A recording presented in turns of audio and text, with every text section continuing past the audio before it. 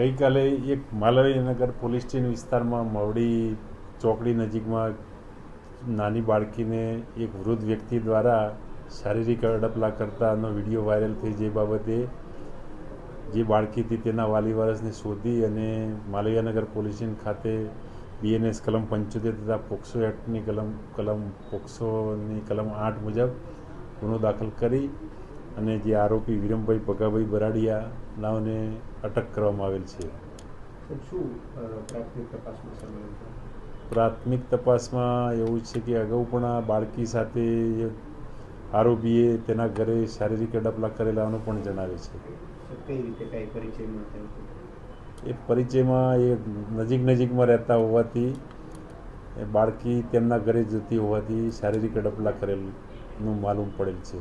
જાહેર રોડ ઉપર ઘટના બની છે, જે આરોપી છે તેને બાળકીને ત્યાં બોલાવી હતી કે રમવા આવી હતી કે શું? ના, બાળકી શાળાએથી ઘરે જતી હતી તે વખતે આ બનાવ બનેલ છે. લોકોને કઈ અપીલ આપની તરફથી કરવામાં?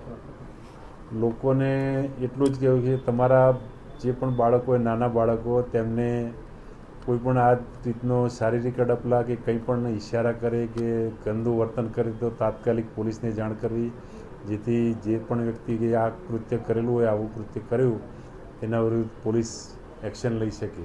સર, આ વિડીયો ક્યાંકનો હોવાનું સામે આવ્યું છે? વિડીયોનો તો કોઈ હજી નક્કી નથી, પણ છે તાજો બનાવ જ છે જે બનાવ બનેલો છે. BNSની કલમ 75 અને પોક્સો એક્ટની કલમ 8 મુજબ ગુનો દાખલ કરવામાં આવે છે.